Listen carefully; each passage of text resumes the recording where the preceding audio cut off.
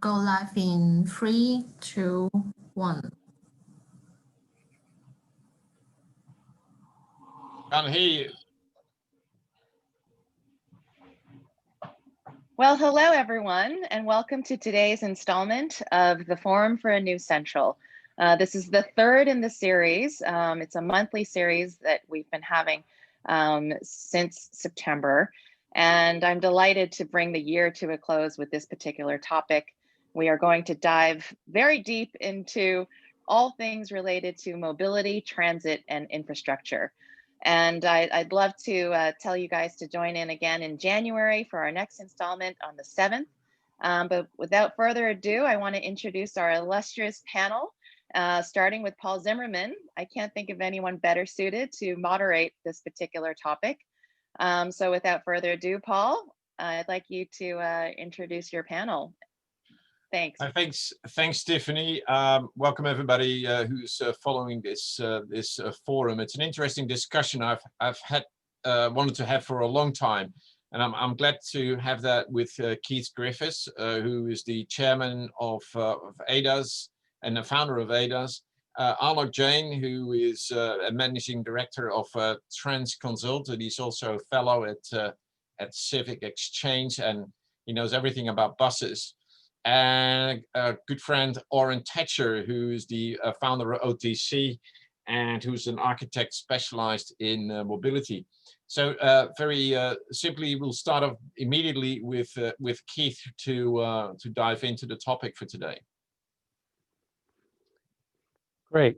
So let me get an image up here, and then we'll talk to that image to start with. Right. There we go. So this is, of course, the footbridge across Connaught Road.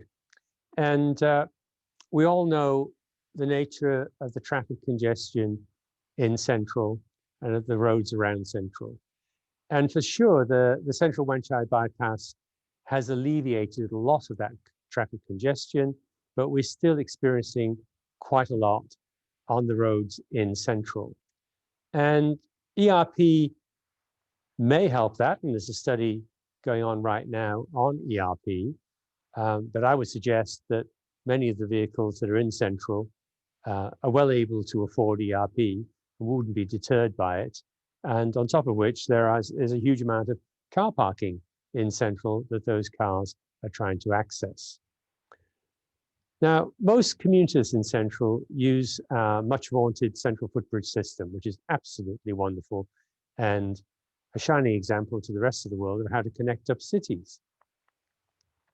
And here's a map of that footbridge system. It encompasses the mid-levels escalators, the walkways around Hong Kong Land's property, the extension of those walkways into IFC, and then on into the Admiralty walkway system, and even the North Wan Chai walkway system. And of course, the mid-levels escalator. From west of the mid-levels escalator, there is no longer a walkway system.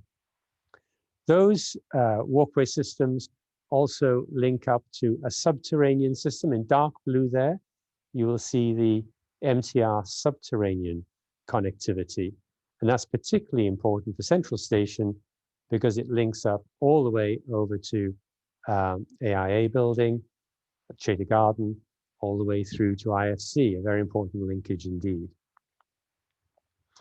Now, what we see here dressed in pink is all the elevated public space in Central. These are all the rooftops, the parks, and public areas within buildings, be it Pacific Place or the Exhibition Centre, so on and so forth. And you can see that forms a massive connectivity of public space. And each of those public spaces are linked by the footbridge system across the impassable roads of Connaught Road and so on. There are missing links, and these aren't the monkeys that came along. These are the missing links in Central and in Admiralty. And what we have there is dotted in small dots are links that will be built imminently, such as Site 3 in Central. And in the larger dots, with the arrows. Those are links that are not anticipated to be built, but we should be looking at. And what these links do is take three significant footbridge systems and connect them together. So it takes the central footbridge system, connects it to the Admiralty footbridge system, and from the Admiralty footbridge system to the Wan Chai North Wan Chai system.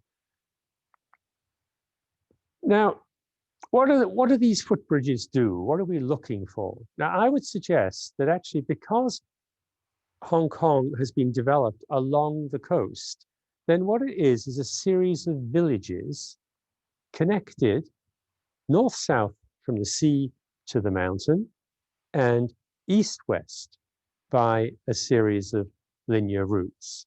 And so starting from the west there, we have what I call the King George V link. There is no footbridge system and the link is tenuous. There's another one called the Western Market link that leads us all the way up to Hollywood Road. And it could do with a few footbridges to link across some of the important roads. Then I have what I call the PMQ link that goes all the way from Costco up to PMQ and the museum. And then we have a very well established link created by the mid-levels escalator down from Daigun through Central Market to IFC, a very good traverse indeed. Then the central link, which of course is well established with the Hong Kong Land Footbridge Network going up to Lang Kwai Fong. Civic link, which has been identified for a long time. The government link, which is linking through to Tamar, Queensway and Pacific Place. The arts link, which I hope will be a good link in the future through the APA and up to Star Street. And the exhibition link from the exhibition center through to the old Wan Chai Heritage District. And all of those linked by these three blue road links, Devoe, Chater, Gloucester. And these are the weak links. These are the ones that are really not succeeding in linking up the villages, if you like, that we need to have a good close look at how we can stitch this whole network together. So that's it, a brief introduction to the footbridge system, underground system of Central, and the village network. Thanks, Keith. I think that's a great way of painting, setting out the frame of the picture that we're trying to fill in today. So I thank you for that context. Alok, you want to come in on this one? Yeah, I mean, there is a lot that can be done, of course, as Keith said. Keith has shown very clearly there are missing linkages which can be developed as we redevelop parts of Central and also redesign some of the space there. But there are a number of measures that can be done immediately and that can improve Central quite significantly. And for example, few of those are one is your goods vehicle transport. And as you know, in the morning peak, currently about 20% of the traffic passing through Central is actually goods vehicles. And these vehicles can easily be moved out of the peak hour system of Central, and that could alleviate traffic to a large extent. The other area is parking. And Central is obviously a shortage of parking in Central. I mean, if you look at the context of Hong Kong, there is only 1.1 parking space per private car. That basically means that nobody should be driving in this city.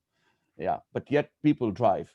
And in Central, roughly about 30% of the traffic is caused by people looking for parking spaces or people accessing the parking spaces. So if we can have a good parking management system combined with a very high degree of enforcement, that would also alleviate a lot of movement within Central area. I would like to put that in the context of public transport, and if you look at buses and how they pass through Central area, and although buses are more visible aspects of traffic in Central, but they carry the majority of the people in and out of Central area. Roughly 80% of the population that moves in and out from Central and Wan Chai, Central to Wan Chai spine is actually using public transport. So they are very essential part of the mobility in that area. And if you look at all this traffic that is building up, it actually slows the public transport down. The bus speeds over a period of last 10-15 years have reduced by almost 20% in central and Wan Chai spine, which really impacts their carrying capacity. It impacts their delivery of services, and in the end, the attractiveness, the whole attractiveness to people. So I think we need to address a lot of these traffic aspects in central, which will improve some of these movement patterns. ERP, obviously, it has been on the card. I think the last report on ERP came out in January 2017, and which said that roughly more than 60% people in Hong Kong actually supported ERP. And as Paul, we have been dabbling with this word ERP since 1982. So it has been a very long time where we have done studies over studies and studies. And Keith mentioned another study that's going on, which I'm not aware of. But if there's another study going on, I don't know what they're studying, honestly. But ERP is something with current framework of technology can be done all very easily. It doesn't require any intensive, those gantry kind of systems that Hong Kong was once looking for. If you see what Singapore is trying to do with ERP 3.0, this is going to be a completely device-based system where a device will be in every car and you will be charged based on the movement or amount of driving you do. So it's a pay as you drive kind of a system on ERP, which is the most equitable system. So those systems are now available and can be implemented fairly quickly in those areas. And Central and Wan Chai bypass is a case in question. Everybody thinks that it has really improved the traffic, but I think it's just shifted sands. Basically, it just moves traffic out now to the both end of the funnel. And it has not really, it's improved traffic in very localized pattern, but not from an overall perspective. I think it has created an impression, and there are much more number of cars which are now passing through Central and Wan Chai area. So a lot of these measures, which are soft measures, which are really can be done literally in a very short span of time and doesn't require major investment. I think that is something we should focus in on Central, and obviously combine that with more longer term measures of improving pedestrian linkages, improving connectivity between buildings. So those are would be my words for Central. Thanks, Alok, for those recommendations regarding the soft measures on improving traffic and transport in our central area. Can I invite Oren to come in on with his views to complete the picture here a bit?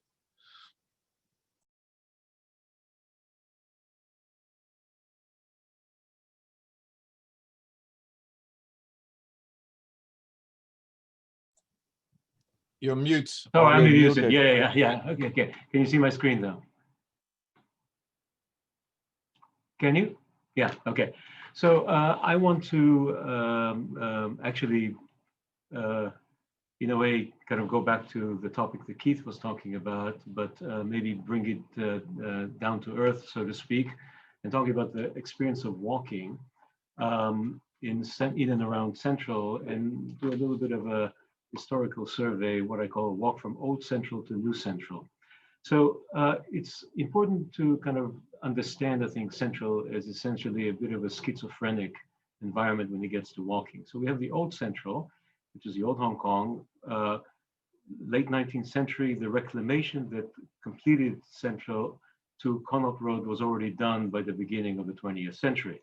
And that situation actually remained in place for many years, for many decades. It's kind of remarkable because we think of the reclamation sort of a process that went on non-stop, but actually for a long time, until actually the 1960s, the waterfront in Hong Kong was on Connaught Road, which was of course an active waterfront, not just ferries, but also obviously a lot of harbor activities before the harbor moved to the container port. So Connaught Road looked a lot like this. With a very active waterfront and a lot of both pedestrian and vehicular activity. But that's, of course, these are all kind of vintage pictures. So what's important, the point that I want to make is that the walking environment at that time was actually very traditional, very fluid in the mode of kind of traditional cities. You had a reasonably tight grid of east-west roads and north-south roads, which were, of course, compromised. We know Hong Kong sidewalks today, and back in the day, I'm sure it was even worse in terms of activities that maybe hinder the easy movement of pedestrians, but the connections were there, and it was all on the ground. There were no elevated roads at the time. So this is where we find ourselves at the end of the 1950s. And what you see, again, is this kind of relatively tight grid of street level pedestrian network. And this is what we have today. And the schizophrenia I'm talking about is, of course, the fact that across Connaught Road, in all the new areas that were built since the 1960s, started with Sun Tak Center and developments also kind of the eastern around Tamar and so on. What we have is this. Now, Keith rightly celebrated this network as leading globally in terms of the connectivity that it offers, but it's very different. And that's the point I'm trying to make. So we kind of grafted a system that's a combination of elevated and underground walkways, connected podiums to a very traditional system of movement. And we all suffer, well, at least those of us who live and work in this area, kind of every time we try to transition between the two. And I would argue that what we have is I know it's not moving, yeah. We have a constrained but free zone, which is the old central. Constrained, by that I mean narrow sidewalks, congested roads, and a lot of traffic, as Alok was saying. But on the other side, we have limited and prescribed system, which is, and it's important to understand the difference. It's prescribed in the sense that you can only walk where you are supposed to walk. There are not too many ways of connecting two dots. And I'm not saying it's necessarily bad. We all get used to it, but it's very, very different. And of course, the transition between the two happens across what I call the moat, which is Connaught Road. Connaught Road is really the moat that divides Old Hong Kong and New Hong Kong in a way that, including all the connections that you have across a moat typically, which is bridges and maybe tunnels and so on. So just I indulge myself in the quick exercise of what if, before I get to the what if, so how do you cross the moat again? So we have all those bridges, but importantly, and this is the point that Alok was making, we have, of course, the transportation nodes, which are the ferries, the PTIs, and the Hong Kong Station MTR, which are all ways that bring people directly into the heart of the moat, heart of the New Hong Kong, and from where they can circulate or connect to this new system of circulation. By the way, of course, it's a pattern that we see all over Hong Kong, but in Central, it's adjacent to the old pattern. In that sense, again, it's a bit different. But these are the only ways to really penetrate this new area.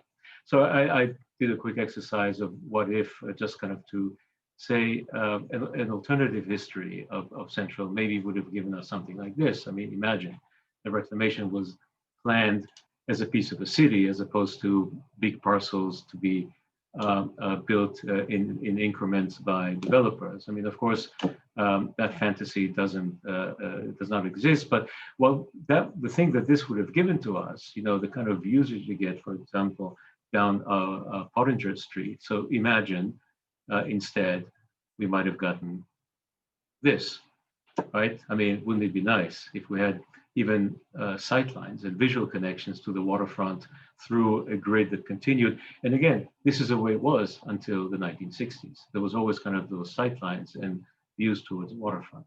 So anyway, the fantasy is just a fantasy, but I will close by saying, is there a way that street level connectivity cannot be completely ignored in the development of Site 3 and other future developments around the central area? Particular case in point is these two passages that are maintained under Site 3, the two roads. If you look at one of them is a direct connection of the road that cuts across IFC. Now, this one arguably just barely works as a street level connection. There's a bit of a sidewalk, at least on the north side, but the bridge is kind of on the light side, and you can say it works at street level.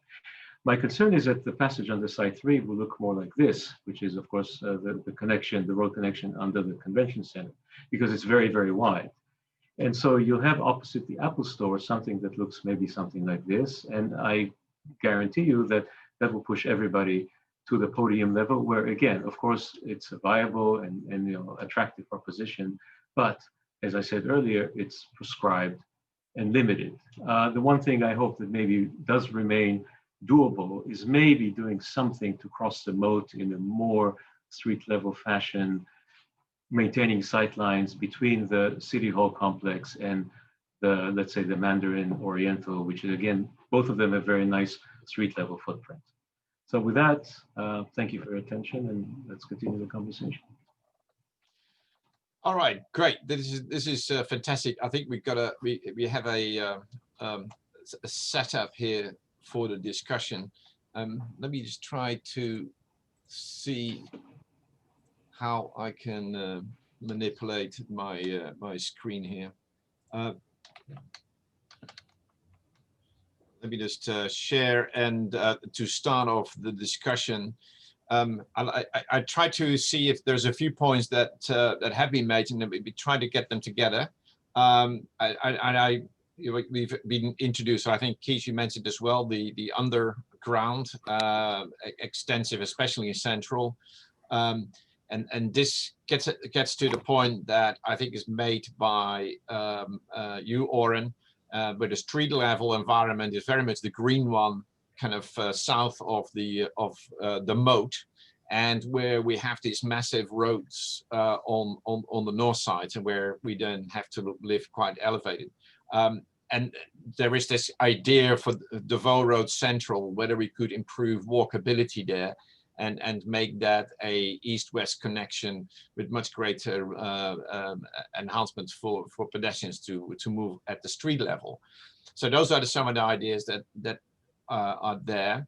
And then we have this ERP, which you know, Alok, you mentioned that, and then that kind of overlaps these both these areas, both the constrained area and the free area, the area with massive through roads, and the areas where everybody is already walking at road level, which puts to me the question, which I would put to all of you, whether ERP should really cover the north, and whether ERP should just be for the area where we currently are at street level, whether that is the area where we should push the cars out, but not necessarily in the north, because we need that vehicle throughput, we've got the car parking, we need people to get in and out. So the delineation of where should we do ERP, where do we ask for people to walk at street, where do we have lots of traffic and transport coming through, which then adds to me a second question to you, Alok. Can I move the bus north, and can we move the loading and unloading north of the moat, and then get the people across to the south of the moat, out of those vehicles and the goods out of those vehicles? Is there a way of doing that? So not only, as you mentioned, reducing time or changing the time that goods are loaded and unloaded, but whereas during the day, people can get their goods across the moat, if there is a, you know, what infrastructure are we going to need for that? And of course, then you can start thinking about that the ERP should stretch out on the south of the moat to left and right. That's a question on ERP. And then the elevated system and that network, and I've exaggerated here, and I think that Keith does a much better color variation and more specific than the students did on my side. But anyway, the emphasis, it's clear, we got this, when we north of the moat, there is a lot of that is elevated. And is that elevated network of all that blue, is that like a concourse in an MTR station where you find your way to go down to the right train? Is this then where you can go down to the right ferry, where you can go down to the right minibus, to the right bus, to the right train, and so on? Whether that concourse level here is where you can connect between all these different modes of transport, and this concourse level, this blue level, with all their shops and entertainment and restaurants, is where I can easily be directed to all these different modes of transport. So that's, again, a question which I pose to all three of you. And then, can that concourse work better? And what other functions should that concourse have? And then again, I just put back to the ERP argument. If I put the ERP on it, again, if I get the cars out of here, out of the south of the moat, and I have everybody park, including the ladies in high heels, at the north of the road in a big parking, can I get them over the moat and do their shopping and walk about and enjoy south of the moat, but leaving the car north of the moat? So it's not just getting in and out of public transport, it's also getting in and out of their car parks. If that would be a line of thinking that we should develop in terms of the functionality of that elevated network, the concourse. And then if you start then think about the concourse, and this is very kind of illustrious, only it's nothing exact here, but if these are the points where you can get up to the elevated network or down to the elevated network, should they be increased a lot? And so we really think about where can you go up and where can you go down? And also where can you cross from the south to the north? I mean, those links that we currently have are very limited if we want to get a lot of people to be on the north in the constrained area where we have all the transport, and we want them and the vehicles out of the south of the moat area. So that basically how we think about that elevated network and what it does for Central to create that make that new Central work better. What are the improvements that we should be making to that elevated network and the footbridge system that we have? So those are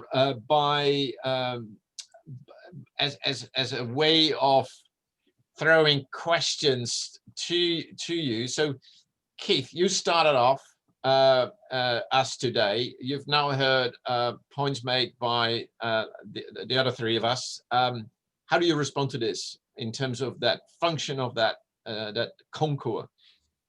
Can we put up the central map again? So, yeah, I think the Oren's point about the disassociation of the north part from the traditional south part is extremely correct. That the north of Connaught Road, north of the moat, are extremely large sites. And the traditional pattern of movement of streets now takes place within the large mall of IFC or on the roof deck of Exchange Square. And in the future will take place on the landscape roof deck, which is 10 meters above grade of Site 3. There's a huge landscape roof deck with all those dotted lines you'll see on this plan. So I think the ship has sailed on this whole notion of trying to extend a more traditional roof pattern, street pattern into north of Connaught Road. And what we need to do is to make what we've got and what we're going to build in the future as efficient a public movement system as possible. And I think that is happening. For instance, what's happened at the Forum at Exchange Square, where that unused roof deck now is resplendent with Henry Moores and parks, water features, and people are using it as a park in the sky above the bus station. We need to do more of that. The roof on IFC is too far up in the sky, possibly for regular usage, but it could be examined how we could get alfresco dining up there without paying inordinate amounts of money to the government for that alfresco dining, and start to stitch that together as a usable roof deck together with what will be a very usable roof deck at Site 3. I think the two roads bisecting Site 3, I think, Oren, you're absolutely right. They're going to be tunnels. They're absolute nightmares. But I think once again, the ship has sailed. I mean, that site is lock, stock and barrel plan, designed, ready to go out for bidding. And I don't think there's any way it's going to be changed. So there will be a continuation of those rather nasty above ground tunnels underneath the very usable 10-meter roof deck. And that will all connect all the way through to the ferries. Now, Paul, onto your point about, I like your point about using the massiveness of scale and the opportunities of the land north of Connaught to service the traditional city south of Connaught. I don't know how practical it is to have goods deliveries or goods delivery bays north of Connaught Road and then tunnels going under Connaught Road to service buildings in the traditional heart of Hong Kong. I think that would be inordinately difficult to do. However, I don't think it's difficult at all to build more connection and possibly even travelator connections from key node points north of Connaught Road, across Connaught Road by bridge and into the heart of Central, and encourage people through a mix of ERP and direct intervention that vehicles could not be on certain streets. Maybe certain streets would be closed down from 9 till 6. And therefore people would have to drop off north of Connaught Road and then perambulate through to the traditional core of the city. And I completely agree that's possible and would be a wonderful thing to achieve. All right, so it looks like we need a real plan to support that. But just can we quickly go to Alok, moving the buses to the north of Connaught Road. If we can deliver that much improved connection with the south of Connaught Road, as Keith and Oren have alluded to, you think it's going to be possible? You're the bus man. Can we do it? Those are 77 bus routes. So, Paul, it is already happening. If you see how many bus routes are actually on the north shore of that island or north of the moat compared to the south, I think it's already happened. So most of the buses are actually, because of and if you remember the picture from Oren, the PTIs, the big PTIs are actually on the north of the moat. So that is kind of happening organically, but yes, it can be planned in a better way. Coming to your concourse idea, I think it is indeed a great thing, the blue patch that you had connecting north and south, but it's a very poorly designed concourse, if you like.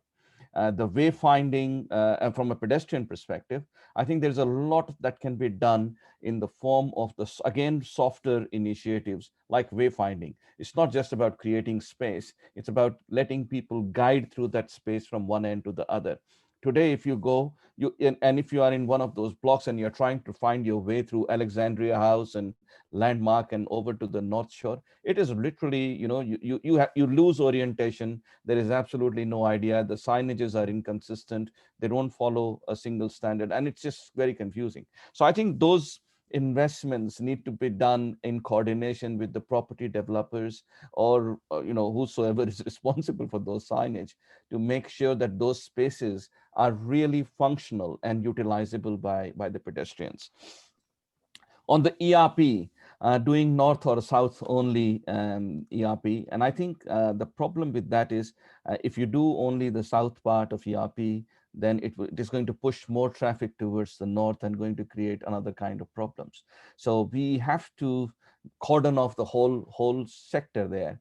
But having said that, I would certainly say, let's do some ERP, whatever it is, rather than doing nothing and argue over what the exact boundaries should be. I think that initiative must be done to control some of the car traffic within the central area and push these vehicles outside into the parking lots that are in the periphery of those boundaries. But I'm sure we can differentiate between the north and the south if we follow your smart ERP system. I mean, we don't have to be as resolute as whether it's in or out entirely. Correct. Yes, you can.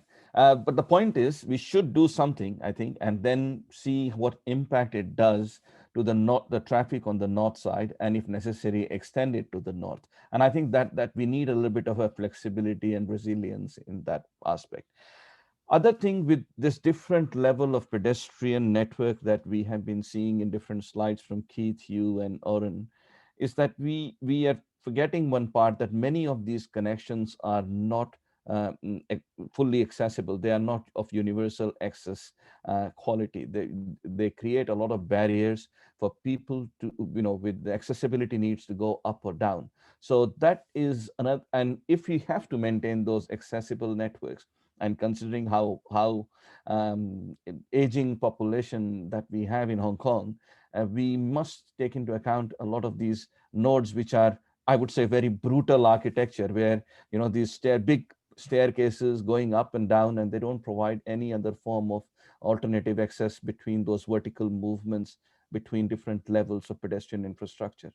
So Thanks, a Alok. number of those issues I think we have to address. But yes, a lot can be done. And as you said, there needs to be a proper planning for this area. Which is actually one of the questions, if I can interrupt, coming in on our chat box. So maybe that Keith and Oren and Alok, you can have a look at the chat box, and we can then get back to this walkability planning. If I can pop over to Oren, getting a walkability plan for the area as a whole. I mean, this is the kind of stuff you do for airports and bus stations, and can we do this for Central as a whole? Well, there are a couple of elements here. One is the wayfinding problem that I think Alok just mentioned might be a challenge with a concourse. Alok, your microphone mute. Oh, but you can hear me, yeah? So anyway, yeah. I think there's I mean, walkability is really about two things, right? It's the physical network that facilitates walkability, and that has inherent challenges. I mean, I was trying to be provocative with my what if, and I completely agree with Keith. That ship has sailed many decades ago. Unfortunately, I'm trying to suggest, are there strategic ways in which walkability could be improved locally and through maybe surgical interventions in what exists there? And there, I want to say, whether it's an ERP or something else. I mean, if there was a way we could, introduce more, points along the moat where you can cross from one side to the other, maybe even at street level. It does exist. A bit further west, you have a few points in Shangwan and Sai Pun where you can actually cross Connaught Road.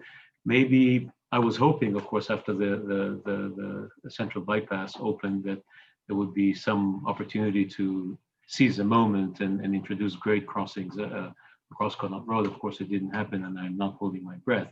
So that's one thing. And other dots, the missing links that Keith mentioned, I think that's also important to kind of identify what desire lines exist for walkability and try to fill them in, whether it's through elevated bridges, footbridges, or tunnels, or whatever it is that it takes to connect those dots. Of course, they need to be accessible and all those things that Alok mentioned. And then there's a wayfinding problem. And here, I think that there is still, I'm surprised that, we are still having, I mean, things have improved a little bit in terms of maps showing indoor passages and so on, but I think a lot more could be done.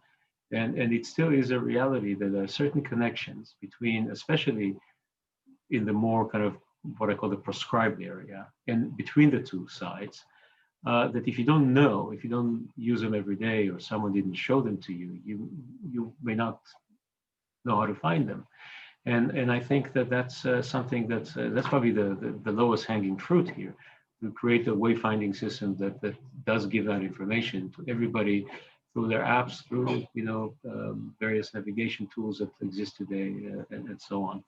And the last point I'll make on this, on walkability, is that, of course, there's a question of how that connects to public transport. And here again, I think, well, it's, if technology, if wayfinding was more seamlessly integrated with the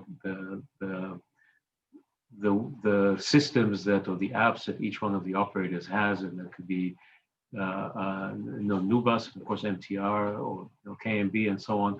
I think there's that would go a long way towards improving people's combined use of transportation and walking to move between points. So a walkability plan for the central area, and if I follow Sam Crispin's question here, what are the barriers to implementation to get that for central? Because that's kind of like, if I take all the comments we've making, public transport and walkability plan for central is what we really going to need to kind of overlay and try to improve the area overall and make good use for the opportunities that are there. How do we convince government and how do we get this going is Sam's question, and how can we all work on that together to kind of make this happen? Keith, how do we convince government? You're rubbing your eyes when I define No. I think what we have to bear in mind here is that the footbridge system that's in place, apart from the mid-levels escalator itself and the government footbridges, was put in place by developers because they were incentivized to do it. When they redeveloped their buildings, if they dedicated a square foot of land at pavement level to the public, they got 5 square foot in the tower.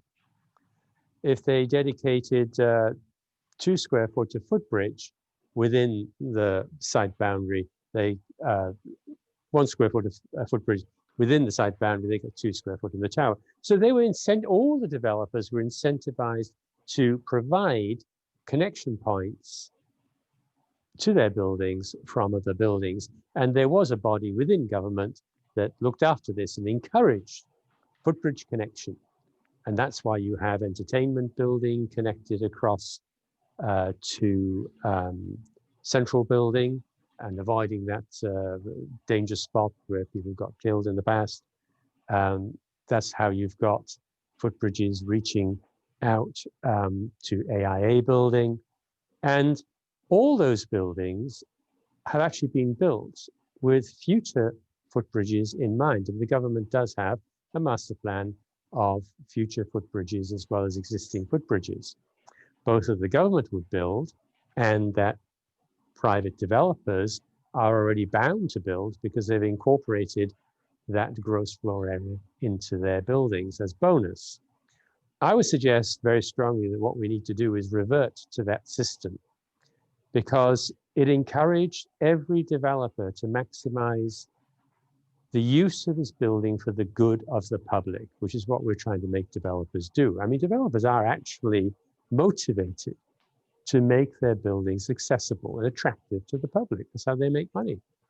So if we can align the accessibility needs of the public with the developers' needs to make profit and provide good buildings by providing this incentivization method or re-providing it, then I think we'll see footbridges start again all over Central. Hong Kong Land has built, every one of its buildings now is accessible to the Hong Kong Land footbridge network. So it's very possible, certainly not impossible, to provide lifts and staircases at keynote points, and that's been done throughout the Hong Kong Land network. And it can be extended outwards to all the other buildings, either by the government incorporating accessibility lifts and staircases, or by other developers doing it. It does need a coordinated plan, and you know what? We had one up until a few years ago. There was a wonderful department inside government that coordinated all of this throughout Hong Kong. Who was that? Was it under the Development Bureau or the Transport Department? I think it was BD, actually. I have to double check that, but we used to get our approvals in those days from BD for putting footbridges in and gaining extra GFL. Okay, so the institutional arrangement on the side of government, we need that. We've seen improvements on that in energizing Kowloon East office, where there is an office under the Development Bureau that helps to resolve these issues in Kowloon Bay and Kwun Tong. And the question is whether with the sale of Site 3, that in combination with that, we need that kind of support to bring everything together, because Site 3 is a massive enhancement of that elevated deck, and whether that is an opportunity to kind of empower the rest of the district to connect with that, and that there is a concerted effort made by the Development Bureau with an energizing central or a new central or an office to help that. That I think could be a good idea if we take that up as a suggestion here. Then Elaine is asking in the chat box about modeling for pedestrians. Yes, Alok. Yeah, can I just add one point to that? I think apart from these, of course, from a planning point of view, these footbridges are very important. But I think what we currently are doing, we are just drawing lines on as a matter of these connectivity of footbridges.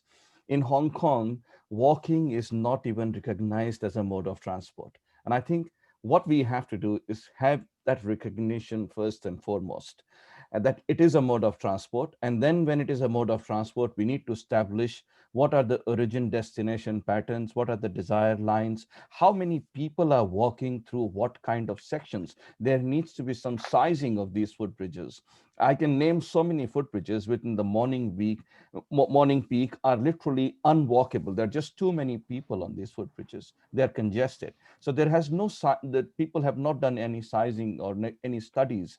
And I think Elaine has also made that point, that how we model pedestrian. So I think we need to start measuring these people, how we need to start monitoring how many people are walking from where to where and at different sections in Central, and then start to size those facilities. And when we do the footbridge planning in that area, we need to take this into account into capacity delivery of these footbridges and address them in the same manner that traditionally we have been addressing the traffic and transport infrastructure by building more roads and widening more roads and creating highways and whatnot. Okay, so I think that. Well, I mean, I hear we need a plan and we need incentives, we need research and data. Oren, you do this kind of stuff in transport nodes. Yes, well, I would say that the first thing we need, just to kind of complete what Alok was saying, is that until such time as there is sort of a proper department within government, whether it's TDO or whoever, that looks after the interests of pedestrians, a lot of it will, I mean, pedestrians will continue to be, to benefit from, whatever scraps highways department is willing to throw them, and whatever developers are incentivized to provide, which I agree with Keith, when they do it, well, Hong Kong land is of course the best example, but it's unfortunately sort of an isolated example. I mean, there is no advocacy for pedestrians within the government, within the authorities, and that's really the problem. And we see it because, I mean, whatever happened to the walkability study? I haven't seen the results. In fact, I think things have gotten worse since the study was launched, because facts on the ground continue to be determined by authorities who are, remain focused on the vehicular flows and so on. And yes, Alok, you're absolutely right. And then I think saying like, what about modeling of pedestrians? To the extent that there is modeling of pedestrians, it's rudimentary what I've seen. It's very basic, and it's mostly to do with it seems like well, you know what? I don't want to assign motives, but okay. it's just insufficient. And I think, but that said, I don't think the primary problem of the elevated network in Hong Kong is capacity. Yes, there are bridges which are at the peak hour at capacity. I think probably the one in Wan Chai from the MTR to Immigration Tower is a prime suspect. But I think most of them are not so much by design, but they just end up being sufficient. I rarely see any of the bridges around Central at capacity or become uncomfortable. So I don't think it's at the end of the day sizing. Yes, I appreciate simulation, forecasts and so on are important, but I have my doubts how precise they can be. I think that we have rules of thumb. Paul, you said about what we do. So when we design a transportation facility and we don't have precise forecasts, or we don't know whether the corridor or the stair is going to be used by, a peak minute of 100 or 150 or 75 people, we say, what's the worst case scenario, and size it for that. I mean, is it going to be a surge because a train just arrived or a bus just discharged all the passengers? We try to look at that and come up with some rules of thumb. I think the idea that we're going to have a comprehensive, precise model of pedestrian movement around Central. I mean, I wish there was, but I think it's aiming a bit too high. I think there are practical solutions that are much more low tech, but would still provide good guidance for whoever wants to build more. Right. It's more important to build them than to necessarily get too obsessed with sizing. That's my Right, point. let's get the connections. I hear you. I know that I'm getting signals here that we're at the end of this presentation. I think it was a wonderful discussion. I think there's